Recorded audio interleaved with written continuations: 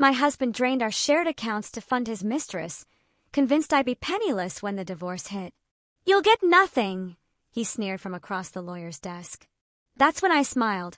My attorney slid forward proof of my untouchable $8 million inheritance, along with the hidden debts now pinned squarely on him. What if the deepest grief you've ever known was just the prelude to a betrayal so cold, so calculated, it shattered your entire reality? It happened to me, Olivia. My world, which was already fragile after burying my mom just 2 short weeks before, was about to shatter into a million irreparable pieces. I was adrift in a sea of sorrow, and then a single pink envelope, tucked innocently beneath a mountain of sympathy cards, became the first devastating ripple of the storm. That envelope held more than just a rejected mortgage payment. It was the chilling first whisper that my entire life, everything I believed, was a lie. My stomach lurched.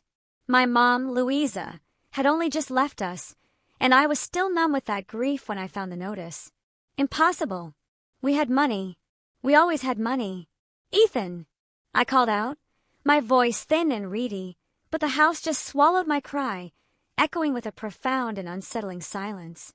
He was late again, for the 3rd time that week. My hands trembled violently as I pulled up our joint account on my phone.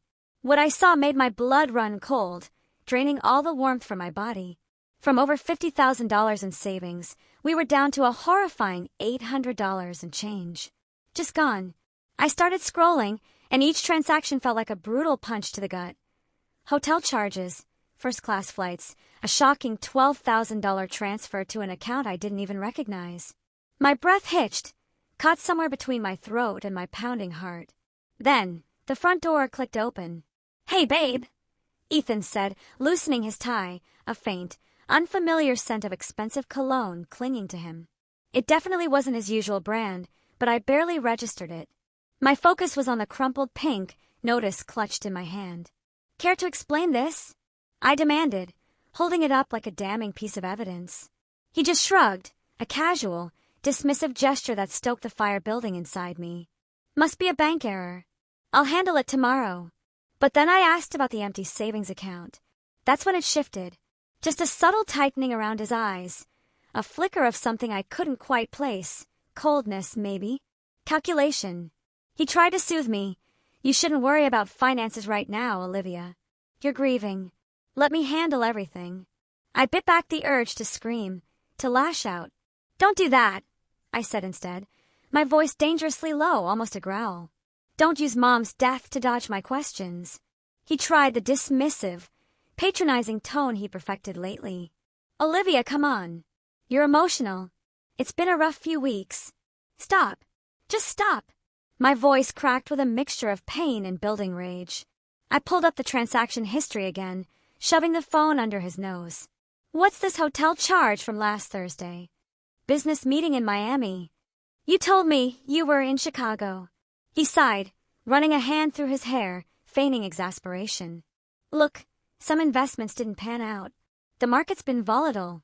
I had to move some money around." $50,000 worth? He left unspoken. Then, he had the audacity, the sheer nerve, to suggest, "You're not thinking clearly. Why don't you take one of your anxiety pills and get some rest?" I wanted to shatter every glass in the house, to scream until my throat was raw, but then Mom's last words echoed in my head, a whisper of calm in the chaos. "Patience reveals all truths." I took a deep, shuddering breath. "You're right," I said quietly, the words tasting like ash. "I should rest." Relief flooded his face, a disgusting wave that made my skin crawl. He even kissed my forehead, a gesture that now felt utterly hollow, sickening. "I've got another late meeting tomorrow. Don't wait up." That night, sleep was a distant, cruel dream. My mind raced, replaying every recent interaction. I thought back to Mom's funeral, how Ethan kept checking his phone, practically glued to it, barely present. And Chloe, my own sister, showing up late, barely acknowledging my grief, but then cornering Ethan for this long, whispered conversation I couldn't hear. The pieces were starting to form a terrifying picture, a mosaic of deceit. The very next morning, I called Noah, a friend from college who was a wizard at forensic accounting. "Can you help me trace some transactions?" I asked, my voice barely above a whisper, choked with unshed tears. Of course, Olivia. Everything okay? He replied, instantly sensing my distress. No, I said, a grim determination hardening my tone. But I'm going to find out why. I spent that afternoon in Mom's now empty house, sorting through her papers, desperately trying to find some semblance of her meticulous order amidst my growing chaos. A photo fluttered from one of her folders. Mom and me, beaming on my wedding day. Ethan's arm was around my waist, a smile on his face. All lies. My phone buzzed. A text from Chloe. How are you holding up? By the way, did Mom ever discuss the inheritance details with you? My blood ran cold. She hadn't bothered to ask how I was doing since the funeral, hadn't offered a single word of comfort, but she wanted to know about money. Just then, another notification popped up, our joint credit card app. A $4,800 charge at Tiffany & Company. My hands were surprisingly steady as I took screenshots, forwarding them to Noah. Then I opened my banking app and started documenting everything, meticulously, coldly. Mom's grief counselor, Sarah, the one she'd insisted I see before she died, had said something that suddenly clicked into place. Sometimes the deepest betrayals come wrapped in concern. Ethan came home past midnight. I pretended to be asleep as he showered, probably washing away whatever evidence clung to his expensive cologne. In the suffocating darkness, I made a silent vow to my mother. I would be patient, I would be smart, and I would find out exactly what was happening to the life I thought I had. The next morning, another pink envelope arrived. This time, it was a missed payment notice for our car insurance. I added it to my growing file of evidence, right next to the funeral program where Ethan had eulogized Mom so beautifully, calling her the wisest woman he'd ever known. Oh, if only he knew just how wise she'd truly been. Because somewhere in this house, buried in these papers, was the truth about my inheritance. And something deep down told me Mom had seen this coming long before I did. I picked up the phone and called Sarah, the therapist Mom recommended. I need an appointment, I said. Today, if possible. Of course, she replied. What should I put as the reason for the visit? Another bank alert popped up on my phone. A transfer of $3,000 to an account labeled Holdings. Let's call it marriage counseling, I said, a bitter laugh escaping. For now. These aren't business expenses, Olivia, Noah said, spreading bank statements across my kitchen table. We'd been at this for hours, and my coffee was long cold. Unless your husband's company routinely holds meetings at the Four Seasons Resort in Maui. I stared at him, my mind reeling. Show me everything, I managed. First-class tickets to Miami for 2, expensive restaurant reservations, jewelry purchases, so many of them. And then he pointed to a highlighted line. A down payment on a luxury condo through Paradise Valley Real Estate Trust. My heart hammered against my ribs. We don't own property in Paradise Valley, I whispered. No, Noah said carefully, but someone named Brooke Santos does. And Ethan's signature is all over the paperwork. Brooke. The name hit me like ice water. I'd seen it before. I pulled up my phone, scrolling through old texts. 3 months ago, Ethan had mentioned hiring a new marketing coordinator named Brooke. 27 years old, Noah added, pulling up her LinkedIn profile. Started at Ethan's company 8 months ago. My coffee mug shattered against the wall before I even realized I'd thrown it. Olivia, I'm fine, Noah said, but I wasn't. Keep going. The condo closed 2 weeks ago, he continued, his voice softer, right after your mom's funeral. While I was picking out my mother's casket, my husband was picking out real estate with his mistress. My phone buzzed. Sarah, my therapist, confirming our afternoon appointment. Thank God. There's more, Noah said, sensing my dazed silence. The down payment came from your joint savings, but the monthly payments are being auto-drafted from an account I can't trace yet. Can you get photos? He hesitated, clearly seeing the pain on my face. Already did. Had my PI friend watch the condo. He slid an envelope across the table. You sure you want to see these? I opened it, my fingers stiff.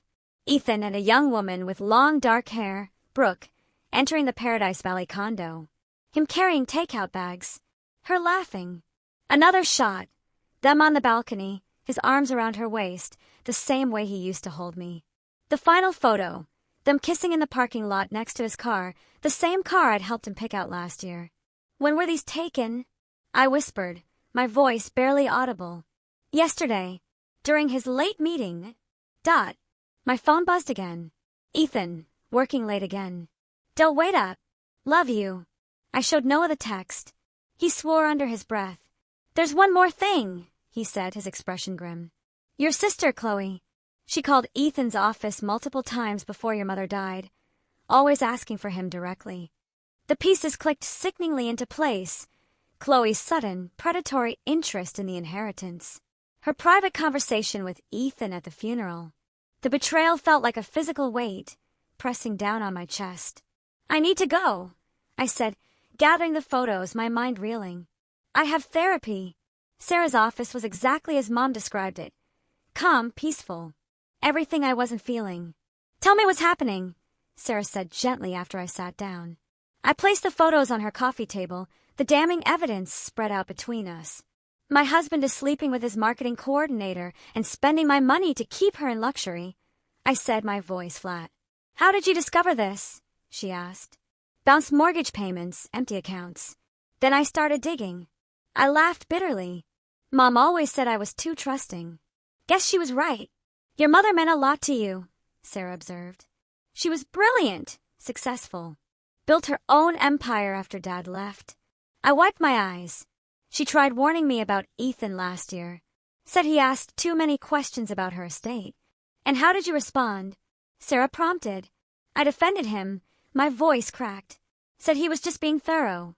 I'm such an idiot. You're not an idiot, Sarah said firmly. You're someone who's experienced multiple betrayals while grieving. What do you want to do about it? I thought about the photos, the empty accounts, the endless lies. I want to destroy him, I whispered, the words a raw confession. Not just leave him. Destroy him. That's a normal feeling, but revenge. Sarah began. No. I cut her off, my voice sharp. You don't understand. Mom left me something. Something important. I need to find it before Ethan does. Sarah leaned forward. What did she leave you? I don't know exactly, but the day before she died, she made me promise to read her will carefully. Said there were provisions for protection. My phone buzzed. Noah, found something. Come quick. I have to go. I told Sarah, standing abruptly. Olivia, she called as I reached the door. Whatever you're planning, be careful. Revenge can burn both ways. I thought of the photos, Ethan and Brooke laughing on that balcony I'd unknowingly paid for. Sometimes, I said, things need to burn. Outside, another text waited. Chloe, we need to talk about Mom's estate. Ethan mentioned some concerns. I deleted it without responding. Let them think I was still the grieving, clueless wife. They'd learn soon enough just how much my mother's daughter had learned about patience and payback. $8 million, Noah said, sliding a thick trust document across his desk. Your mother put everything in a protected trust. Ethan can't touch it. Not a single penny. I read through the paperwork, my hands trembling, a wave of disbelief washing over me. What does this mean? It means your mother was a genius, Noah replied, a glint of admiration in his eyes. He pointed to specific clauses. The trust requires your sole authorization for any withdrawals. No joint access, no spousal rights. She even included a clause preventing access through power of attorney. A wave of understanding, cold and sharp, washed over me. So all this time, all the money Ethan had been spending, it came from our joint accounts, not the trust. He probably thought he'd get access to the trust after draining our liquid assets. I remembered Mom's last conversation with me, how she'd squeezed my hand and said, "Sometimes love blinds us to truth. That's why we need safety nets." My phone buzzed. "Ethan, need to transfer more money for business expenses. What's the hold-up with the accounts?" I ignored it. "What happens now?" I asked Noah, my voice surprisingly steady. "Well," he smiled, a glint in his eye, "legally, you can close all joint accounts with just your signature. The trust gives you that power. Do it." I said, my decision firm. "Close everything." "Already did this morning," he replied, a hint of satisfaction in his tone. My phone buzzed again, multiple notifications from our banking app. Ethan would be seeing them, too. He's going to be furious, I said, a dark satisfaction blooming in my chest. Let him. Every purchase he made with Brooke, every hotel stay, every flight, it's all documented. And since he moved the money to private accounts without your consent, it's technically financial fraud. A knock at the office door made us both jump. Chloe stood there, perfectly manicured, wearing Mom's old pearls. Sorry to interrupt, she said, not sounding sorry at all. I've been trying to reach you, Olivia. I've been busy, as you see. My eyes flickered to the trust documents on Noah's desk. Having money troubles? Nothing I can't handle. Ethan seems worried. He called me yesterday. Of course he did. I stood up, facing her. Tell me, Chloe, how long have you been feeding him information about Mom's estate? She flinched, just slightly but enough. I don't know what you're talking about. Phone records don't lie, sis. All those calls to his office before Mom died. Did he promise to share the money once he got his hands on it? He was concerned about you, she said, but her voice wavered. After Mom changed her will. Changed her will. This was new. Chloe's face went pale. I shouldn't have said that. No, please continue, I said, my voice like ice. Tell me how you and my husband conspired to steal my inheritance while my mother was dying. It wasn't like that. Mom always favored you. Everything was always for you. Ethan understood how unfair. Get out. I cut her off, my voice a freezing blade. After she left, Noah whistled low. Your sister's involved deeper than we thought. Doesn't matter, I replied, picking up the trust documents. She failed. They all failed. My phone rang. Ethan. I answered on speaker. What the hell did you do? He shouted, his voice laced with panic. All our accounts are closed. Our accounts. I kept my voice eerily calm. You mean the accounts you've been using to fund your love nest with Brooke? Silence. Olivia, I can explain. No need, I retorted. The Four Seasons receipts explained plenty. So did the photos. Photos. You had me followed. His voice cracked with disbelief. Baby, please. We can work this out. The money. I'll pay it all back. With what money, Ethan? The trust you thought you'd get access to. Another long silence. How did you know about the trust? He finally managed. Mom told me everything would be protected. I just didn't understand what she meant until now. I paused, letting it sink in. By the way, those credit cards you've been using? They're all in your name only now. Enjoy the debt, you bastard. I hung up. That, Noah said, was ice cold. No, I replied, a small, grim smile playing on my lips. That was just the beginning. My phone buzzed with a text from Sarah. How are you holding up? I typed back, getting stronger every day. Another message popped up from an unknown number. This is Brooke. We need to talk. I showed Noah the message. Don't respond, he warned. Not yet. Let them sweat. I gathered my things, including copies of the trust documents. I need to go home. There's something in Mom's papers. I need to find the changed will Chloe mentioned. Mom never told me about any changes. I headed for the door. And I need to know why. Olivia! Noah called after me. Whatever you find, remember your mother protected you for a reason. Don't let revenge make you sloppy. I thought of Ethan and Chloe plotting behind my back, of Brooke in that luxury condo, of all the lies. Don't worry, I said. I learned patience from the best. Outside, the sun was setting, painting the sky in fiery hues. Somewhere across town, Ethan was probably panicking, realizing his carefully laid plans were crumbling. Good. Mom always said, karma works on its own timeline, but sometimes karma needs a little help. The memory hit me as I sorted through Mom's papers in her quiet study, the faint scent of her lavender sachet still clinging to them. Chloe, age 16, screaming at our mother. You always loved her more. I was 18 then. Mom had just announced she was paying for my college tuition, while Chloe's grades weren't good enough for the same offer. Now, 15 years later, I found what I was looking for. Mom's original will, dated 3 months before her death, and paper clipped to it, a handwritten note. My dearest Olivia, if you're reading this, someone has betrayed you. Call this number. Love, Mom. My hands shook as I dialed. Harrison and Wade Law offices. A receptionist answered. I need to speak with Arthur Wade. My mother was Louisa Reynolds. Silence. Then, "One moment, please." A deep, steady voice came on the line. "Olivia, I've been waiting for your call." "You knew my mother?" I asked, my voice laced with a tremor of hope. I was her lawyer for 20 years. She left specific instructions about the changed will. "What changes?" "Not over the phone. Can you come in now?" 40 minutes later, I sat in a plush office while Arthur, a distinguished man in his late 40s, pulled out a thick file. "3 months ago, your mother received an interesting phone call," he began. "From your sister, Chloe." "Yes. She was, shall we say, concerned about your husband's financial interests in the estate." My stomach turned. "What did she tell Mom?" "That Ethan had been asking detailed questions about your mother's assets, about transfer rights after death, about ways to access trust funds through spousal privilege." "Son of a bitch," I whispered, my voice raw. "Your mother was very calm about it." Arthur smiled faintly. "She said, 'Now I know who to watch.' That's when she changed her will." He handed me a document. "She removed the standard inheritance structure and created the protected trust." "But there's more." I scanned the papers, my eyes widening. "What am I looking at?" "Your mother added a clause," Arthur explained. "Any debts incurred by your spouse using joint assets can be legally transferred to his sole responsibility." "Wait."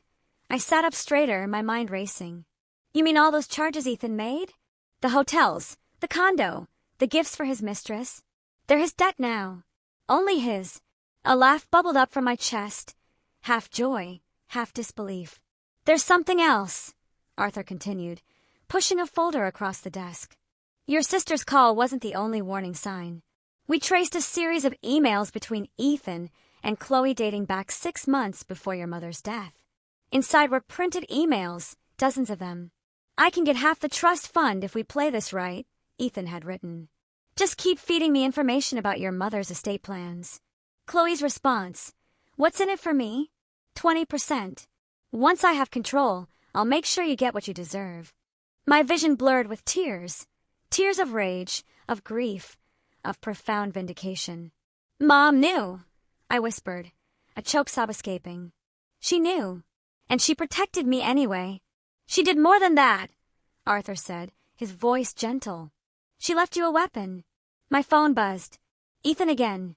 Please call me. We need to talk about the accounts." "What do I do now?" I asked Arthur, looking up. "That depends," he replied, his gaze steady. "Do you want justice, or do you want revenge?" "Is there a difference?" I asked bitterly. "Justice follows the law. Revenge follows the heart." He leaned forward. "Lucky for you, your mother's will allows for both." Another buzz. "Chloe, Ethan's freaking out. What did you do? Can you help me?" I asked Arthur to do this right. "Your mother retained my services for you, paid in full." He smiled. "She said you'd need a shark." I showed him my phone with both messages displayed. "Tell them nothing," he advised. "Let them worry. Meanwhile, we'll start the paperwork to transfer all debt to Ethan's name.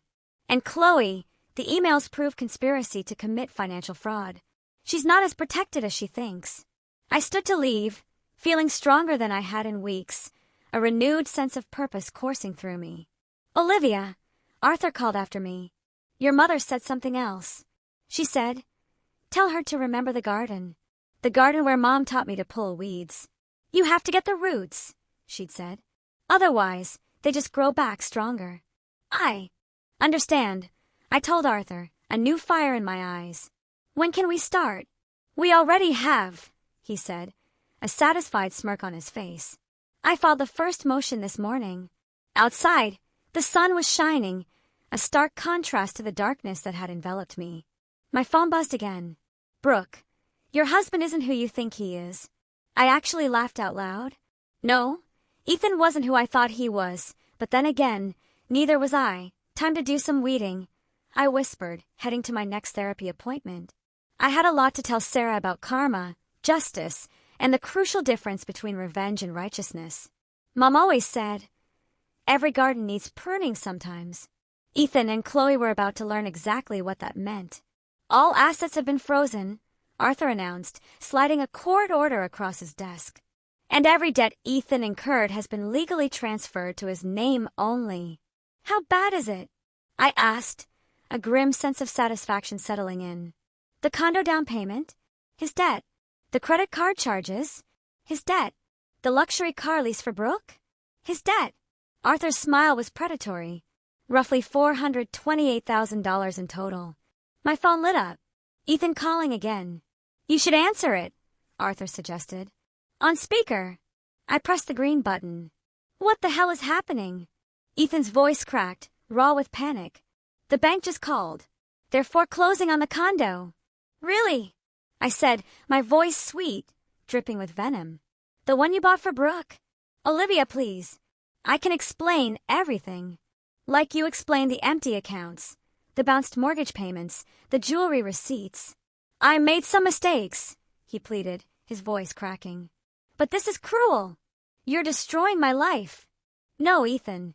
I'm just making you pay your own bills. The credit card companies are calling. They're saying everything's in my name now. How did you? Momsville had some interesting clauses. I cut in, my voice calm, about protecting her daughter from financial fraud. Silence. You knew about the trust, he finally said, a horrified realization dawning on him. All this time. No, Mom knew about you all this time. The line went dead. Arthur nodded approvingly. Well handled. Now about your sister. A commotion outside interrupted him. Chloe burst through the door, face flushed, eyes wild. You vindictive bitch, she screamed. Ethan just lost everything. Funny how karma works, I replied calmly, my voice flat. He was trying to help me. Mom left me nothing. Nothing.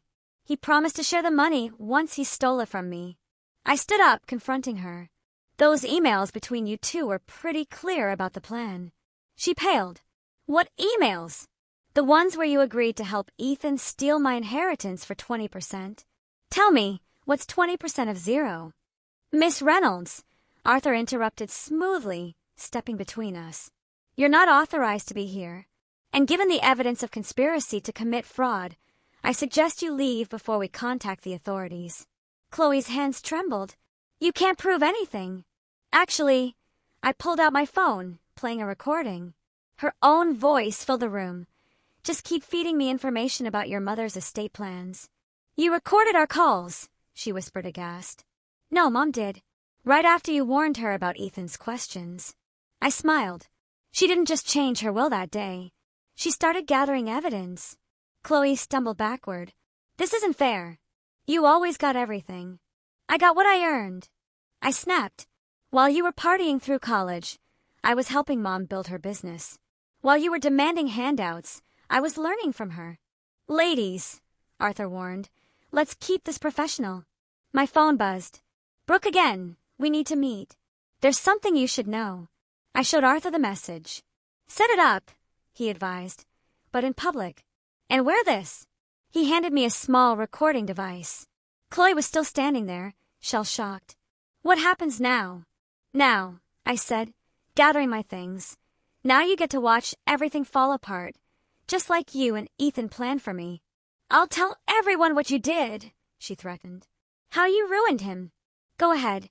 Tell them how Momsville protected me from my husband's attempt to steal my inheritance. Tell them how you helped him plan it during her final months. I reached the door. Tell them everything. Outside, another text waited. Ethan, please. I'm begging you. The banks are calling in all the loans. I forwarded it to Arthur with a simple message. Start the divorce proceedings.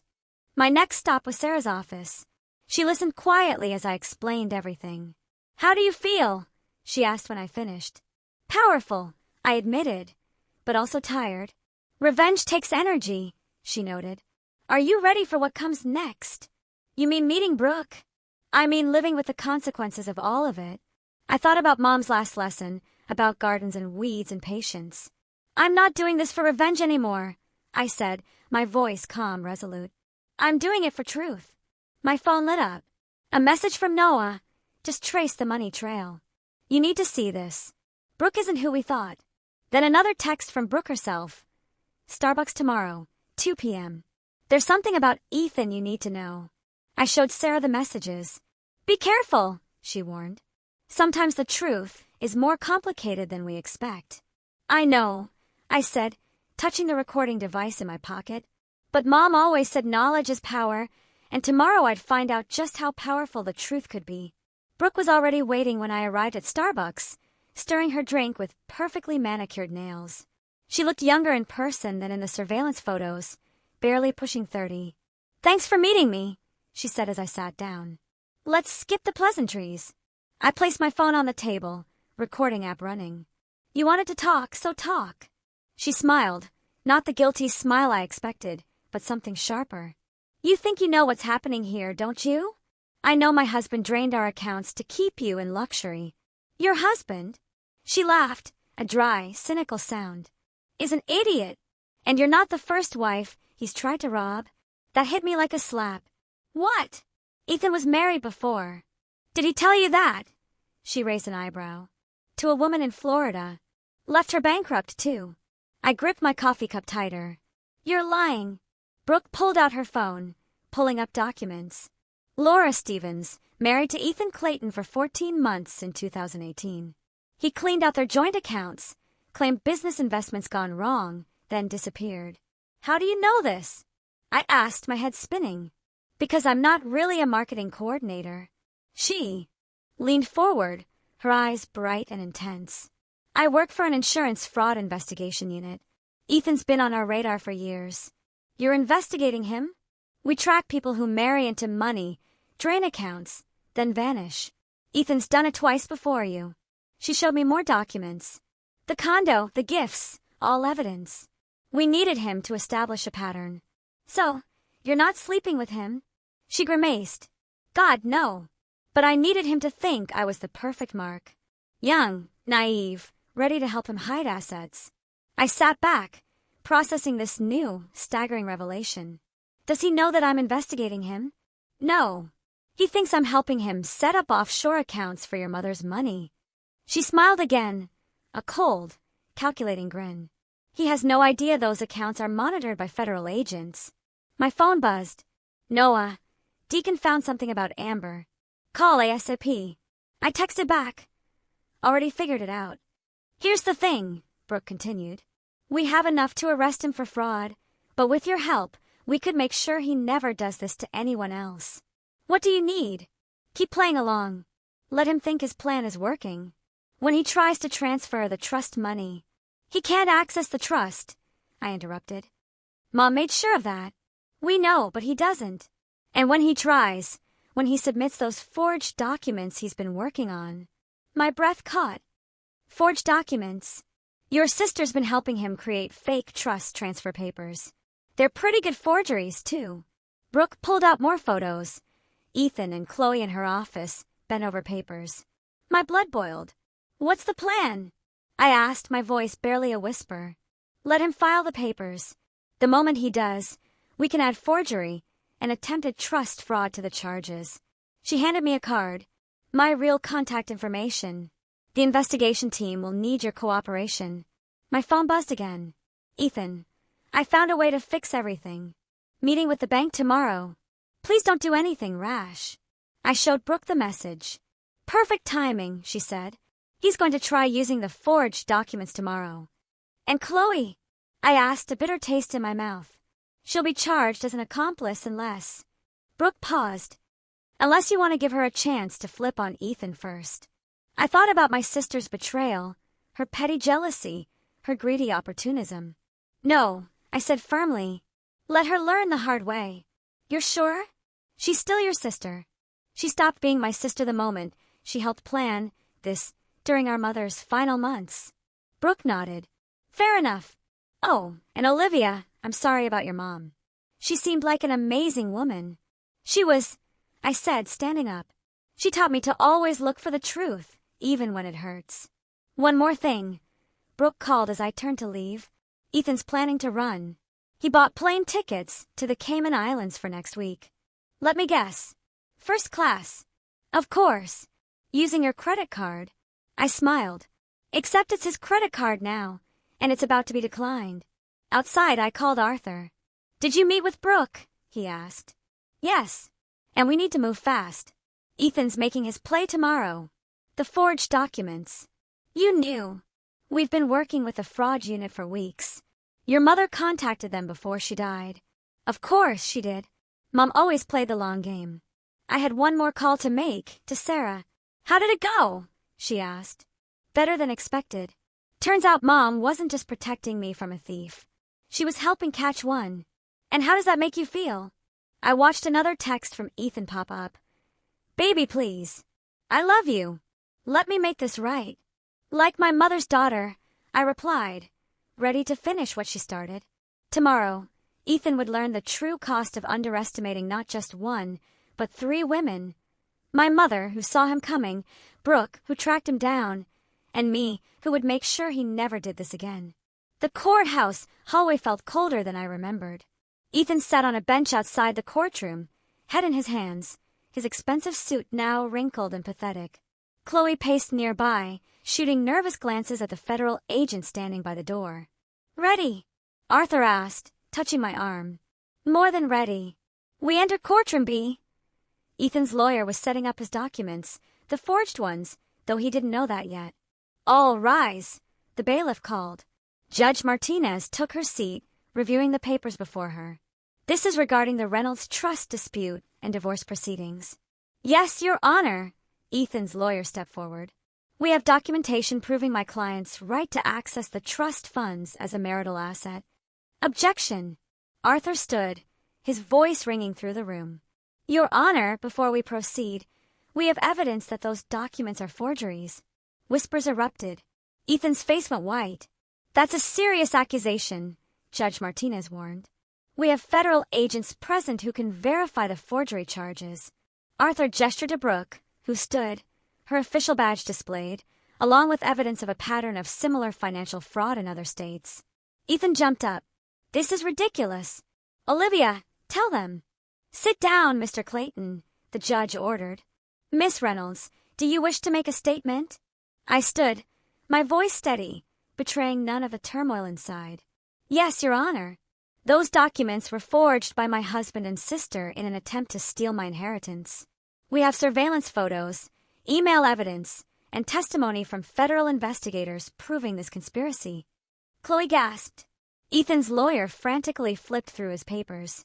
Furthermore, I continued, my mother's will specifically protect it against this type of fraud. All debts incurred by my husband using our joint assets have been legally transferred to his name alone.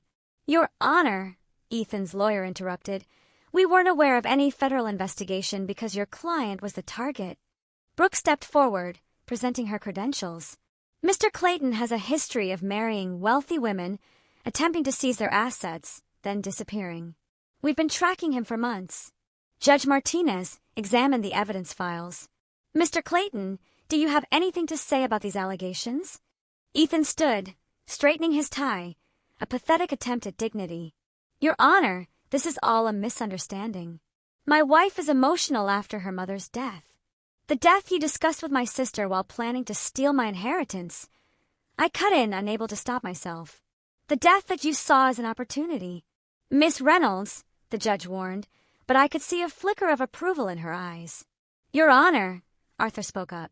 We have recorded conversations between Mr. Clayton and Chloe Reynolds plotting this theft during Mrs. Reynolds' final months. Would you like to hear them? Chloe burst forward. It wasn't my idea. Ethan said we'd split the money. Shut up! Ethan shouted. Order! Judge Martinez banged her gavel. Mr. Clayton, based on this evidence, I'm denying all claims to the trust funds. Furthermore, I'm authorizing the federal agents to take you into custody for questioning regarding multiple fraud charges. 2 agents moved forward as Ethan tried to bolt for the door. They caught him easily. Olivia, please, he begged as they cuffed him. I did it for us. No, I said quietly, the words firm and final. You did it for you, just like you did to Laura in Florida. His face crumpled at the mention of his previous wife. How did you? Your girlfriend isn't really your girlfriend. I smiled faintly, but she is really good at her job. Brooke stepped forward, showing her badge again. Mr. Clayton, you're under arrest for multiple counts of fraud, forgery, and attempted theft. You have the right to remain silent. Chloe tried to slip out during the chaos, but another agent stopped her. Miss Reynolds, we'll need you to come with us, too. Conspiracy charges. Olivia, she pleaded, tears welling. I'm your sister. You stopped being my sister the moment you helped him plan this during Mom's final days. Judge Martinez banged her gavel again. In light of these developments, I'm granting an immediate divorce decree. Miss Reynolds, the trust remains solely in your name, and all debts incurred by Mr. Clayton are his responsibility alone. I watched as they led Ethan and Chloe away in handcuffs, a strange mix of emptiness and fierce satisfaction washing over me. Your mother would be proud, Arthur said softly. My phone buzzed. Sarah, how did it go? I typed back. Justice served. Outside the courthouse, Brooke caught up with me. We'll need you to testify when this goes to federal court. I'll be there, I promised. For Laura, too. You know what's funny? Brooke said, Ethan kept calling you naive, but your mother built this trap months ago, and he walked right into it. I thought about Mom's last words to me. Sometimes the best revenge is simply letting truth come to light. She was right as always. The truth had come to light, and it had burned brighter than any revenge I could have planned. Now, I just had one last thing to do. Visit Mom's grave and tell her how it all played out. She'd appreciate that. She always did love a good story about justice served. Did bringing him down give you peace? Sarah asked, studying my face across her office. I placed a newspaper on her coffee table. The headline read, Financial Predator Sentenced. Man gets 12 years for multi-state fraud scheme. Not peace exactly, I said, but clarity. A quiet kind of resolution. Tell me about the sentencing. Ethan cried when they read the verdict, begged for mercy, claimed he'd changed. I laughed softly, a humorless sound. The judge wasn't moved, especially after Laura testified about how he'd left her homeless. And your sister? 3 years, with restitution payments. I pulled out a crumpled paper. She wrote me a letter from jail, trying to explain. Want to hear it? Sarah nodded. Dear Olivia, I read. I've had time to think about what jealousy cost me. Not just my freedom, but my sister and my family. Mom would be so ashamed. I stopped, folding the letter. I haven't written back. Will you? I don't know. Some bridges stay burned. My phone buzzed. Brooke, just closed another case. Your mom's trust structure helped us catch 3 more guys running similar scams. Thank you. Mom's still helping people, I thought, showing Sarah the message. Even now. Speaking of your mother, Sarah said, tell me about your visit to her grave. I touched the fresh-cut roses in my bag, waiting to be delivered there after our session. I go every Sunday. Tell her about the week, about the lives she saved by stopping Ethan. What would she say about everything that's happened? She'd probably quote her favorite saying, the truth doesn't need revenge to win. It just needs time to surface. Sarah smiled. Wise woman. She really was. I stood up, gathering my things. Which reminds me, I have something for you. I handed her an envelope. Inside was a check and a heartfelt note. What's this? Mom prepaid for my therapy before she died, but she also left instructions to thank you properly once everything was over. I gestured to the check. That's for your domestic violence support program. Sarah's eyes widened at the amount. Olivia, this is too much. Mom said you'd say that. She also said to tell you, help the next one who needs to find her strength. Outside, the autumn air was crisp. I drove to the cemetery, roses in hand, and sat by Mom's grave. Hey, Mom, I said softly. Ethan's going away for a long time. Laura got her restitution money. Chloe, well, she's learning some hard lessons. A gentle breeze rustled the flowers. Brooke called today. Your trust fund setup is helping catch other predators. You're still protecting people, just like always. My phone buzzed. Noah, dinner tonight? Got someone I want you to meet. Not ready, I texted back. Just dinner, he replied. No pressure. She's a forensic accountant, too. Thinks your mom's estate planning was brilliant. I smiled, remembering Mom's words. Life keeps moving, Olivia. So should you. Okay, Mom, I said to the grave. Maybe you're right again. I laid the roses down and stood up. But something caught my eye. Another fresh bouquet. White lilies, Chloe's favorite. A note nestled among them read, I'm sorry for everything. My throat tightened. Mom's voice echoed in my memory. Forgiveness isn't about forgetting. It's about choosing peace over pain. Still teaching me, I whispered, still guiding me. I took out my phone and pulled up Chloe's last letter. Maybe some bridges could be rebuilt. Slowly, carefully, with better foundations. Dinner sounds good, I texted Noah. But first, I need to write a letter. Sitting by Mom's grave, I began typing. Dear Chloe, Mom always said truth needs time to surface. Maybe that applies to healing, too. A final message popped up from Sarah. Remember what your mother said about gardens? Sometimes after weeding, new things can grow. I looked at the roses and lilies side by side on Mom's grave. Different flowers, but both reaching for the same sun. I know, Mom, I said softly. I know. Time to plant something new. Standing up, I felt lighter somehow. Not healed, not completely, but ready. Ready to see what might grow in this garden I'd cleared of weeds. Ready to honor Mom's legacy, not just through justice, but through growth. After all, that's what she'd really been protecting all along. Not just my money or my future, but my chance to bloom again after the storm. And somewhere I knew she was smiling, watching her daughter finally step into the sun. Have you ever faced a betrayal that shook your core, only to find unexpected strength and justice in its aftermath? Share your story, or let me know what you think of mine in the comments below. I'm reading everything.